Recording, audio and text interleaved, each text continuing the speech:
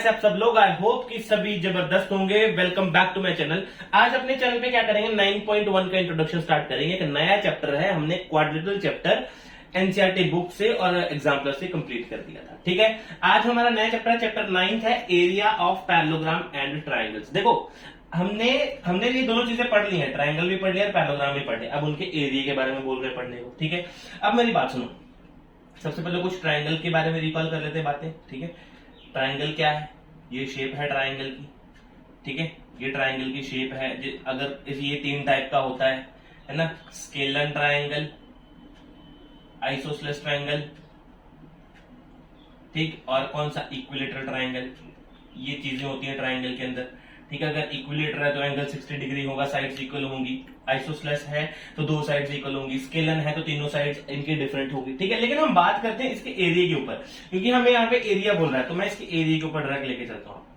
किसी भी ट्राइंगल का अगर आपने एरिया निकालना है, किसी भी ट्राइंगल का अगर आपने एरिया निकालना है तो उसका फॉर्मूला होता है half into base into altitude. Altitude मतलब हाइट बोलते हैं। ठीक है, half into base into height. तो वो सर हाइट कैसे निकलती है, देखो ये है सर हाइट। इस केस में आपके पास ये ट्राइंगल गिवन होगा। एरिया अगर निकालना है तो ट्राइंगल आपके पास राइट गिवन होगा। ठीक है, देखो हाफ यहां पे रहा, बेस ये रहा, हाइट ये रहा, और ये ट्राइंगल है तो आप यहां से फॉर्मूला लगा के इसका एरिया निकाल सकते हो, half into base into height. ठीक है, डन है। ठीक है, इतनी सी बात थी ट्राइंगल के बारे में। अच्छा, पैरेललोग्राम के बारे में सुनो।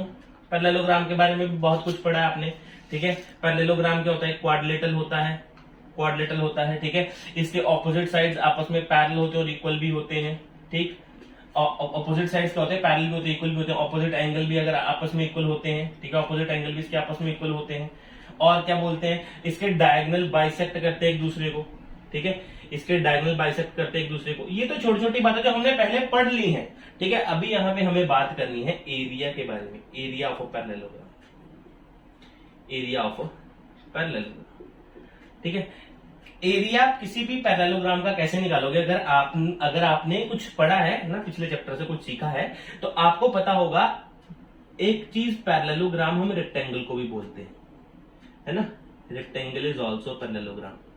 तो रेक्टेंगल का फॉर्मूला क्या होता है, लेंथ इंटू ब्रेड्थ। एरिया क्या होता है, लेंथ इंटू ब्रेड्थ। तो एरिया अगर हम इसके वे से याद करें, ठीक है, रेक्टेंगल का क्या होता है, लेंथ इंटू ब्रेड्थ। ठीक, तो पैरेललोग्राम का क्या होता है, बेस इंटू हाइट। ठीक है, पैरेललोग्राम का क्या होता है, बेस इंटू में हाइट। अगर आप बेस और हाइट को मल्टीप्लाई कर दो, ठीक है, तो आपके पास क्या निकलेगा, एरिया ऑफ पैरेललोग्राम निकलेगा। ठीक है, हम बात करते जा रहे हैं area, area, area, area. Area क्या है ना, एरिया क्या होता है। ठीक है, अब मैं आपको बहुत ही इजी लैंग्वेज में बताता हूं कि एरिया होता क्या है। ठीक है, आपका किसी भी प्लेन के ऊपर, ठीक है, किसी भी प्लेन के ऊपर, ठीक है, आगे आगे बनाते जाना, किसी भी प्लेन के ऊपर अगर कोई क्लोज्ड फिगर बनी है, क्लोज्ड फिगर बनी है, उस क्लोज्ड फिगर ने कितनी जगह कवर करी है, कितनी जगह कवर करी है, ठीक है, उस जगह का अगर मैं मेजरमेंट कर दूं तो ना उसको एरिया बोलता हूं। उस जगह को मैं अगर मेजर करूं तो वो एरिया होती है। अब मेरी बात सुनो, प्लेन क्या होता है हमारे पास, प्लेन आपके पास क्या होता है, देखो जिसमें लेंथ और ब्रेड्थ 2 चीजें हो, मतलब 2D ज्योमेट्री में जो बात कर सकते हो आप। ठीक है, 2D ज्योमेट्री की बात कर सकते हो। जैसे सबसे बेस्ट एग्जांपल क्या होता है, सबसे बेस्ट एग्जांपल प्लेन का क्या होता है, आपकी कॉपी और मेरा व्हाइट बोर्ड। ये दोनों चीजें क्या है, दोनों चीजें क्या है, क्या है ये दोनों चीजें, 2D डायमेंशन में है, 2D डायमेंशन में है। कैसे सर, अब देखो तुम लोगों की कॉपी की लेंथ भी है, ठीक है, लेंथ भी है और क्या है, ब्रेड्थ भी है। ठीक है, एक पेज लोगे, ये लो पेज लो, यहां से क्या निकालोगे इसका, एक यहां पे क्या होगा, इसका कोई लेंथ होगा, ठीक, यहाँ पे कोई ब्रेड्थ होगा। अब बच्चे बोलेंगे सर इसके पेज की हाइट भी तो कुछ ना कुछ तो हाइट जरूर होगी, लेकिन मेरी बात सुनो भाई, लेंथ और ब्रेड्थ के आगे उसकी अप्रोक्सीमेटली 0 ही मान लेंगे हम उसको। ठीक है, इस वजह से बोलते हैं कॉपी और आपका व्हाइट बोर्ड क्या होता है हमारे पास, कॉपी और व्हाइट बोर्ड किस में आते हैं, हमारे पास 2D ज्योमेट्री में आते हैं। ठीक है, और हम इनको प्लेन बोलते हैं। ठीक है, और आपके को बुक में क्या है लिखा हुआ, प्लेनर रीजन, प्लेनर रीजन। आप प्लेन बोलो, प्लेनर रीजन बोलो, ये आपकी मर्जी है। ठीक है। प्लेन होता क्या है, 2D ज्योमेट्री जो भी है, जिसमें भी है, लेंथ ब्रेड्थ आ जाए 2D है, ठीक है। और किसी के दिमाग में सर बेस और हाइट आ जाए तो भी आपका 2D है। दो चीजें आनी चाहिए, दो चीजें आनी चाहिए। 3D में क्या होता है, 3D में आपके पास तीन चीजें आती हैं, एक लेंथ भी आ जाता है, ब्रेड्थ भी आता है, हाइट भी आ जाता है, ठीक है। 2D कब बनता है, जब इसमें दो चीजें आए, तो लेंथ ब्रेड्थ है, या तो आपके पास ब्रेड्थ और हाइट है, या तो लेंथ और हाइट है, ठीक है। जैसे ये दो चीजें आपके पास आना स्टार्ट हो गई तो आपका क्या बन जाएगा, ये 2D बन जाएगा। बात समझ में आए। अब एरिया देखो, एरिया क्या है, किसी भी प्लेन के ऊपर कोई क्लोज्ड फिगर बनी है, मान लो कोई भी क्लोज फिगर बना लो, ठीक है, कुछ ऐसी क्लोज्ड फिगर बनी है, ठीक है। क्लोज्ड फिगर क्यों लिखा है, क्लोज्ड फिगर क्यों लिखा है, मेरी बात सुनो, आप इसका एरिया नहीं निकाल सकते, ठीक है। जो फिगर क्लोज्ड नहीं है, ठीक है, मेरी बात लिख लो, जो फिगर क्लोज्ड नहीं है उसका एरिया तुम लोग नहीं निकाल सकते, ठीक है। बहुत सारी चीजें हैं पढ़ने के लिए, ठीक है। तो आप बेस अगर जिसको पता लग गया वो इस एक्सरसाइज को करता जाएगा, ठीक है। क्या बोला, किसी भी प्लेन के ऊपर कोई क्लोज्ड फिगर बना है, उस क्लोज्ड फिगर ने कितनी जगह कवर करी है, देखो कौन कितनी जगह कवर करी है, ये वाली जगह कवर करी है उसने, ठीक। उसने जिसने जितनी जगह कवर करी है, इसका अगर मैं अंदर का मेजरमेंट कर दूं, ठीक है, तो अगर जो मेजरमेंट होगा ना वो एरिया ही होगा। बोलो बात समझ में आया, बात समझ में आया सबके, ठीक है। अच्छा अब एक और चीज बता दो, एरिया का यूनिट क्या होता है, एरिया का यूनिट क्या होता है, एरिया का यूनिट हमेशा स्क्वायर में आता है, ठीक है, मतलब उसका पावर हमेशा स्क्वायर में आता है। अगर आपका एरिया क्वेश्चन में गिवन है कि आपका एरिया निकला है 22, ठीक है, तो 22 सेंटीमीटर लिखा है, ठीक है, 22 सेंटीमीटर आपका निकला है, तो आप हमेशा इसके साथ स्क्वायर लगाओगे, ठीक है। अगर किसी का 22 मीटर निकला है तो उसके साथ भी स्क्वायर लगाओगे। बात समझ में आया, ठीक है। ये इसका डिनोशन है, मतलब आप इसको डिनोट करते हैं ऐसे, एरिया हमेशा स्क्वायर में आता है, ठीक है। तो ये थी हमारी कुछ चीजें जो बहुत ही इजी थी। सबसे पहले मैंने क्या किया, एरिया लिखवाया आपको ट्राइंगल का, आप लोगों ने ये लिखना है एरिया ट्राइंगल का। उसके बाद लिखना है आपने एरिया किसका, पैरेललोग्राम का, ठीक है, एरिया पैरेललोग्राम का। उसके बाद बात करी हमने एरिया के ऊपर, ठीक है। एरिया क्या होता है हमारा, प्लेन के ऊपर कोई क्लोज्ड फिगर बनी हो, उसने कितनी जगह कवर करी है, उसको अगर मैं मेजर कर दूं तो वो एरिया होता है। उसके बाद मैंने प्लेन बताया था आपको कि प्लेन क्या होता है, हमारे पास कोई भी 2 डायमेंशनल ज्योमेट्री में आपके पास कोई भी फिगर आ जाए तो वो आपके पास प्लेन होता है, ठीक है। और एक बेस्ट एग्जांपल क्या क्या थे, कॉपी और व्हाइट बोर्ड, ठीक है, ये इसके एग्जांपल थे। और उसके बाद मैंने आपको क्या बताया, एक फिगर बना के दिखाया, ठीक है, उसने कुछ जगह कवर कर रखा था, तो जो मैं इस अंदर वाले जगह को कवर अगर मेजर कर दूं तो वो एरिया निकलेगा, और एरिया का यूनिट क्या है, स्क्वायर, ठीक है। तो ये सारी चीजें आप जो जैसे आपको समझ में आए वैसे नोट करो अपनी कॉपी के ऊपर। इसके बाद करते हैं कुछ नेक्स्ट चीजें जो आपकी बुक में। आगे बढ़ते हैं हम कौन से टॉपिक पे, कॉन्ग्रुएंसी टॉपिक के ऊपर। अब देखो आपकी बुक में क्या गिवन है, उन्होंने लिखा है कि चैप्टर 7 को रिकॉल करो कि वहां पे आपने कॉन्ग्रुएंसी में क्या पढ़ा था, ठीक है। तो चैप्टर 7 को अगर रिकॉल करें तो ट्राइंगल्स के बारे में पढ़ा था हमने कुछ, है ना, ट्राइंगल्स की कॉन्ग्रुएंसी पढ़ी थी। ट्राइंगल्स की कॉन्ग्रुएंसी की हमें 3 चीजें पता होनी चाहिए, ठीक है। 3 चीजें क्या क्या हो सकती हैं, वो साइड हो सकता है, साइड एंगल साइड हो सकता है, ठीक है, एंगल साइड हो सकता है, ऐसी 5 चीजें थी, ठीक है। एक RHS था, ठीक, और एक और कोई और भी था, ठीक है। अब लिख दें क्या था उसका, साइड है, साइड है, एंगल साइड है, और क्या हो सकता है हमारे पास, एंगल साइड एंगल। ये 5 कॉन्ग्रुएंसी थी, 5 टाइप की कॉन्ग्रुएंसी थी, जिसके लिए हमें दो ट्राइंगल्स के कि कोई किसी 3 चीजों को क्या करना था, इक्वल प्रूव करना था, और वो कॉन्ग्रुएंट प्रूव हो जाता था। लेकिन यहां पे बात करेंगे फिगर्स की, ट्राइंगल की तो बात ही नहीं करेंगे यहां पर, ठीक है। किसकी बात करेंगे, फिगर्स की, ठीक है। तो जब फिगर की बात करते हैं तो फिगर्स में मैंने ट्राइंगल्स के इसमें भी बताया था कि फिगर्स कॉन्ग्रुएंट कैसी होती हैं, ठीक है। कैसे होती है, 2 figures are congruent, 2 figures are congruent if they have same shape and same size।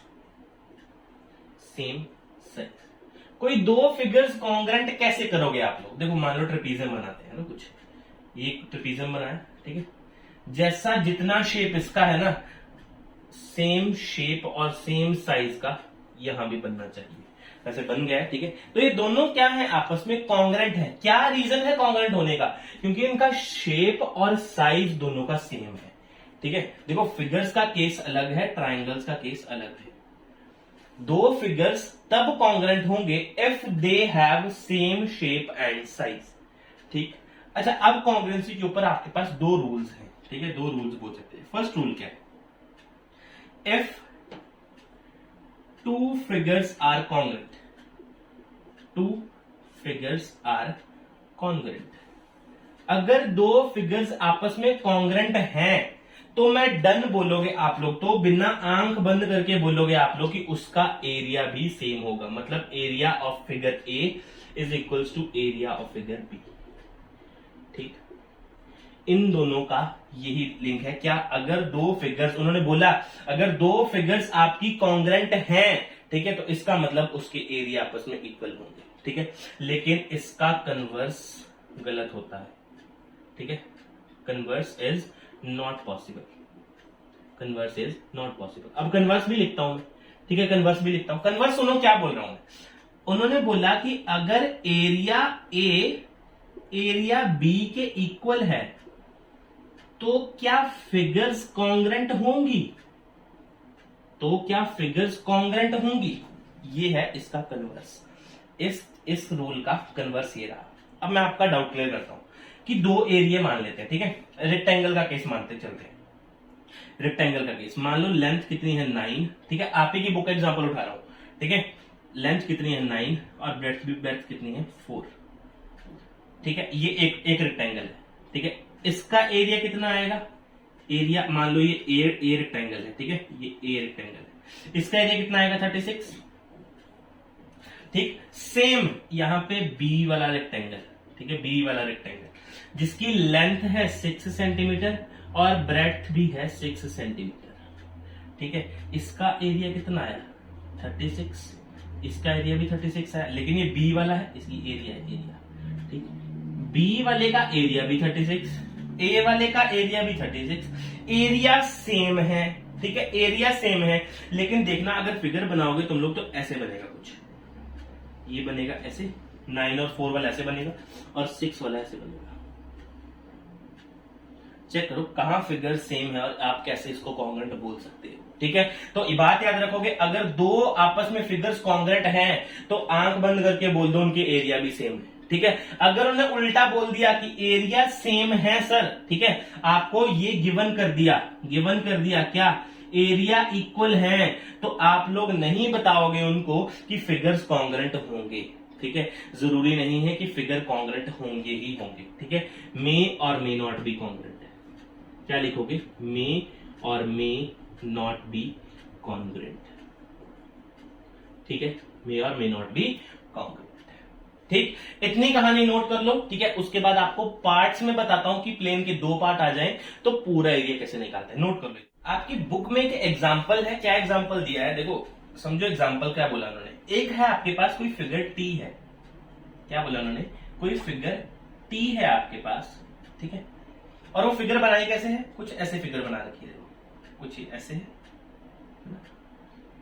और ये फिगर बना रखी है ऐसे। ठीक है, और ये पूरी फिगर क्या है? टी है। पूरी फिगर का नाम क्या है? टी। और ये किस किस फॉर्मेशन से बनी है? ये कोई टी कोई प्लेन है। ठीक है, टी कोई प्लेनर रीजन है। ठीक, और ये बना किससे है? टू प्लेनर रीजन से, टू प्लेनर रीजन से। और टू प्लेनर रीजन कौन कौन से हैं? P and Q. P and Q से क्या बना है आपका? टी बना हुआ। मतलब मान लो पी ये छोटा वाला है और ये क्यू बड़ा वाला है। ठीक है, अब देखो मेरे को क्या निकालना है? मेरे को निकालना है एरिया ऑफ टी। ठीक, पी कहां तक है? पी मान लो यहां तक है। ठीक है, जितना भी इसका एरिया है। क्यू कहां से स्टार्ट हो गया? यहां से स्टार्ट हो गया। ये सारा का सारा किसका रीजन है? क्यू का रीजन है। मेरी बात सुनो, अब आपने क्या निकालना है? एरिया ऑफ टी निकालना है। तो आप एरिया ऑफ टी कैसे निकालोगे? सिर्फ एक ही तरीका है। देखो पूरी फिगर क्लोज्ड है, एरिया निकल सकता है तो डन है। ठीक है, आप सबसे पहले एरिया निकालो पी का। ठीक, उसके बाद निकालो एरिया क्यू का और इन दोनों का सम कर दो तो आपके पास किसका एरिया आ जाएगा? टी का एरिया आ जाएगा। डन है। ये छोटी सी बात आपको पता होनी चाहिए। आई नो इस काफी सारे बच्चों को पता होगी, लेकिन कई बच्चों को पता नहीं होती है, ठीक है। यही बात जो मैंने आपको ऊपर हिंदी में समझाई है इंग्लिश में लिखी है। If a planar region formed by a figure T, ठीक है, planar region formed by a figure T is made up of two non overlapping parallel regions, ठीक है, टू पैरेलल रीजन्स। कौन कौन से? Formed by figure P and Q. Then area of T कैसे निकलेगा? Area of P plus area of Q, ठीक है। ये है हमारा एक मेरा टॉपिक था, ठीक है, नोट कर लो इसको कॉपी के ऊपर। इसके बाद वो चीज करते हैं जो आपकी एक्सरसाइज में आएगी, ठीक है, नोट करो। सबसे इंपॉर्टेंट टॉपिक है एक्सरसाइज 9.1 इंट्रोडक्शन का। ऐसा नहीं पहले इंपॉर्टेंट नहीं थे, पहले वाले भी इंपॉर्टेंट थे, लेकिन ये एक्सरसाइज में काम आने वाले इंपॉर्टेंट है। Figures on the same base and between the same parallels. वो कौन सी फिगर होंगी जो सेम बेस और सेम पैरेलल के बीच में लाई करेंगी, और हम उनको मानेंगे कि वो सेम बेस और सेम पैरेलल के बीच में हैं, ठीक है। तो मेरी बात सुनो, सबसे पहले यही आप चीज पढ़ो। Two figures are said to be same base, ठीक है, and between the same parallels. मान लो, क्या मान लो? दो पैरेलल लाइंस मान लो, ठीक है, दो पैरेलल लाइंस मान लो। सबसे पहले तो ये काम करते हैं। If they have common base and the vertices, देखो कॉमन बेस, मान दो चीजें बनाता हूं यहां पे मैं। ये देखो, ये क्या बन गया? एक पैरेललोग्राम बन गया ना, क्या बन गया? A B C D. और याद रखोगे आपके पास इनमें, इन्हीं चीजों में क्या बनेंगे? दो आपके पास फिगर्स बनेंगे, ठीक है, दो फिगर्स बनेंगे। ए बी सी डी है, ई एफ मान लेते हैं इसको। दो पैरेललोग्राम बन गए, ए बी सी डी और A B E F. Two figures are said to be same base and between the same parallels. तभी फिगर को आप लोग बोलोगे सेम बेस पे है और सेम पैरेलल्स पे है। If they have common base, check करो सर, बेस कॉमन है दोनों फिगर्स का, बिल्कुल सही। देखो base, base A B C D वाले का भी ए बी है, ठीक, और ए बी ई एफ वाले का भी बेस ए बी है। एक कंडीशन तो फुलफिल कर रहा है। दूसरी बात, वो पैरेलल लाइन के बीच में होने चाहिए, ठीक है। एक ये पैरेलल लाइन है, एक ये पैरेलल लाइन है, और हर बार ऐसा ही होगा, जो भी फिगर गिवन होगी वो पैरेलल लाइन के बीच में ही गिवन होगी, ठीक है। तो ये दूसरी कंडीशन भी फुलफिल कर रहा है, मतलब पैरेलल लाइंस के बीच में है, ठीक, ये भी डन और ये भी डन। तीसरी इंपॉर्टेंट चीज, अगर ये नहीं है तो आपका क्वेश्चन गलत, अगर ये है तो क्वेश्चन सही, ठीक है। And the vertex opposite to the common base, और जो वर्टेक्स हैं, ठीक है, कॉमन बेस के ऑफ ईच फिगर, किसी भी फिगर के lie on the line parallel to the base. ये जो दो इसके वर्टेक्स हैं, ये आपके कहां लाई करने चाहिए? इस बेस की पैरेलल लाइन के ऊपर ये दोनों वर्टेक्स लाई करने चाहिए, ठीक है। मतलब मेरे कहने का क्या मतलब है कि अगर आप ये बोलो, मेरे से पूछो क्या फिगर, ये वाली figure same base between two parallel lines के बीच है, तो मैं आंसर दूंगा नो, नहीं है। रीजन क्या लिखूंगा? Because the vertex opposite to the common base of each figure is not lie on the line parallel to the base, ठीक है, कि वो बेस के जो पैरेलल लाइन के वर्टेक्स के ऊपर बना ही नहीं हुआ। तो सर सही वाला कौन सा होगा? देखो ये दो पैरेलल लाइन है, ठीक, अब दो बना लेते हैं। ये बना क्या?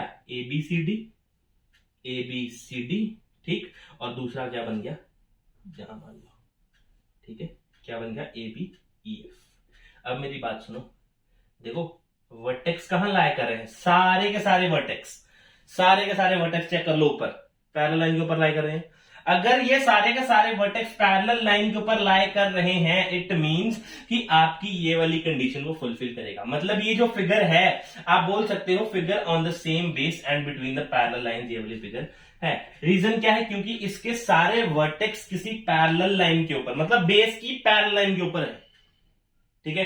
बेस की पैरेलल लाइन के ऊपर अगर वर्टेक्स आ गए, मतलब आपकी गेम सही है। अगर बेस की पैरेलल लाइन के ऊपर आपके वर्टेक्स नहीं गए, ठीक है, किसी भी फिगर के बाहर रह गए, तो समझ लो वो क्वेश्चन आपका नहीं है, ठीक है। वो मतलब आंसर नो दोगे आप उसका, ठीक है। ये था इसका छोटा सा बेस, नोट कर लो अपनी कॉपी के ऊपर। इसके बाद करते हैं एक्सरसाइज, बढ़ते हैं अपनी एक्सरसाइज की तरफ। अब देखो एक्सरसाइज में क्या गिवन है, हमें कुछ यही चीजें गिवन है, ठीक है, जो हमने पढ़ा।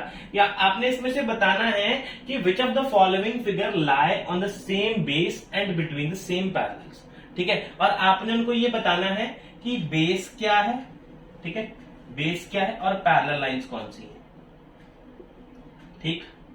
अब आप मेरी बात सुनो, यहां पे आप बेस अपने हिसाब से चूज कर सकते हो, ठीक है। अब देखो मेरे को यहाँ पे दो फिगर्स दिख रही है, एक पैरेललोग्राम नजर आ रहा है, एक पैरेललोग्राम नजर आ रहा है, ट्रायंगल नजर आ रहा है, ठीक है। तो बेस में देखो सेम बेस, देखो सेम बेस चाहिए, मतलब बेस क्या है, CD है यहाँ पे, ठीक है, CD मेरे पास बेस है। डन। दूसरी बात क्या है, पैरेलल कौन से हैं, AB और CD, AB एंड CD क्या है, दो पैरेलल लाइंस है, ठीक। बेस क्या है पहले CD, पैरेलल लाइंस कौन सी है, ABCD। तीसरी बात क्या चेक करनी है कि जो बेस है उसके ऑपोजिट में, ठीक है, ऑपोजिट पे कि पैरेलल लाइन के ऊपर ही वर्टेक्स है ना, ठीक है, वर्टेक्स भी उसके ऊपर ही है, मतलब ये फिगर यस बोल देंगे इसको डायरेक्टली, ठीक है। यस बोल के आप यहाँ पे चीजें लिख दो, बेस और पैरेलल लाइन लिखना है तो वो आपने लिख दिया। क्या ये जो फिगर है, ठीक है, ये लाई कर रही है कहां, किस पे, सेम बेस और बिटवीन सेम पैरेलल लाइंस पे। नेक्स्ट पे आ जाओ, ठीक है। अब देखो दो फिगर्स हैं, ये भी पैरेललोग्राम, एक पैरेललोग्राम है PQRS, एक पैरेललोग्राम है MNRS, ठीक है। सबसे पहले बेस लिख देंगे एक बार, बेस क्या लूंगा मैं इधर, सिंपल सी दिख रहा है SR बेस है तो RS लिख देते हैं बेस, ठीक है, RS बेस हो गया मेरे पास। अब दूसरा बात क्या है, पैरेलल लाइंस कौन सी हैं, पैरेलल लाइंस कौन सी हैं, पैरेलल लाइंस है PQ और SR, PQ एंड SR क्या है, दो पैरेलल लाइंस हैं। अगर ये दो पैरेलल लाइंस हैं, तीसरी चीज क्या चेक करेंगे कि सेम बेस के जो पैरेलल उसके लाइन है, सेम बेस के जो पैरेलल लाइन है, क्या उस पे वर्टेक्स सभी के सभी लाई कर रहे हैं, नहीं कर रहे, फिगर आंसर है नो। सिंपल था, ठीक है। नेक्स्ट पे आ जाओ। अब देखो ये कोई फिगर है, ठीक है, मेरे को यहाँ पे फिगर दो नजर आ रहे हैं, देखो पैरेललोग्राम भी है और ट्रायंगल भी है, ठीक है, लेकिन ट्रायंगल का बेस QR है और किसी पैरेललोग्राम का बेस भी तो QR हो सकता है। अगर मेरे भाई इसको मैं फिगर को ऐसे उठा के लिख दूं, ठीक है, चलो मानो आपको मैं बना के दिखाता हूं एक फिगर बस, ठीक है। अगर मैं फिगर को ऐसे उठाता हूं, ठीक, अब QR आ गया नीचे, QR नीचे आ गया और R के साथ क्या है S और यहाँ पे PQRS, QR क्या बन गया, ये फिगर कुछ ऐसी बन जाएगी, ऐसी फिगर बन जाएगी आपके सामने ही। अब इसका बेस देखो क्या है, अब इसका बेस लिखो क्या है, बेस को B लिख रहा हूं खाली, बेस क्या है यहाँ पे QR बेस आ गया, QR बेस आ गया। पैरेलल लाइंस कौन सी हैं, यहाँ पे पैरेलल लाइन कौन सी है, यहाँ पे पैरेलल लाइन है आपस में PS और QR पैरेलल है, PS एंड QR पैरेलल है, QR पैरेलल है, ये बात समझ में आया। और मेरे भाई बेस देखो, सेम बेस के ऑपोजिट पैरेलल लाइन के ऊपर सारे के सारे वर्टेक्स हैं, ये भी यहाँ पे, ये भी यहाँ पे, ये भी यहाँ पे, इसका मतलब ये लाइक कर रहा है कहां पे, सेम बेस और बिटवीन सेम पैरेलल। फिगर आप अपने हिसाब से घुमा सकते हैं, ठीक। नेक्स्ट देखो, बेस अगर मैं ये मानूं, ठीक, अगर मैं बेस ये मान लूं, क्या बेस अगर किसी पैरेललोग्राम का बेस तो पूरा ही होगा ना BC, ठीक, और ये पैरेललोग्राम का बेस आ गया और ट्रायंगल का बेस कुछ और है, ट्रायंगल का बेस क्या है PQ है, तो सर बेस ही सेम नहीं है तो लाई कहां से करेगा, तो आंसर डायरेक्ट लिख दो नो। जब बेस ही सेम नहीं है इसका तो हम आगे काम ही क्यों करें, छोड़ो आगे बढ़ो, ठीक। फिफ्थ क्वेश्चन चेक करो आप आगे, फिफ्थ क्वेश्चन देखो, बेस क्या लिखूं, यहाँ पे दो है पैरेललोग्राम बन रखे हैं, आपको भी नजर आ रहा है, AD इसका बेस है, AD क्या है, इसका बेस है, और पैरेलल लाइन क्या है, पैरेलल लाइन क्या है, AD एंड BQ पैरेलल है, AD और BQ पैरेलल है। और तीसरा बात, सेम बेस के ऑपोजिट साइड पे क्या सारे के सारे वर्टेक्स लाई कर रहे हैं, बिल्कुल सही, ये देखो, ये देखो, ये देखो और ये देखो, मतलब दिस इज यस, ये फिगर लाई कर रहा है कहां, same base between two parallel, same base and between the two parallels. Done. अब मेरे भाई यहां पे आप लोग बताओगे, ठीक है, यहां पे आप लोग बताओगे कोई सेम बेस ही नहीं है, ठीक है, कोई भी चीज, कोई भी आपका लाइन वर्टेक्स के किसी भी पैरेलल लाइन के करीब ही नहीं है, तो आप डायरेक्ट इसका आंसर देंगे नो। ये था आपका पूरा का पूरा इंट्रोडक्शन एक्सरसाइज 9.1 का, और ये है पूरा का पूरा इसका सोल्यूशन। ये एक्सरसाइज है कंप्लीट, 6 ही क्वेश्चन है, ठीक है, इसी के बेस के ऊपर थे और ये सारा का सारा एक्सरसाइज कंप्लीट करवा। ठीक है, अगर आपको वीडियो पसंद आ रहा है तो चैनल को सब्सक्राइब कर दो एक बार अच्छे से, ठीक है, रेड बटन को दबा दो। मिलते हैं अगले वीडियो में एक्सरसाइज 9.2 के इंट्रोडक्शन के साथ, तब तक के अलविदा, थैंक यू।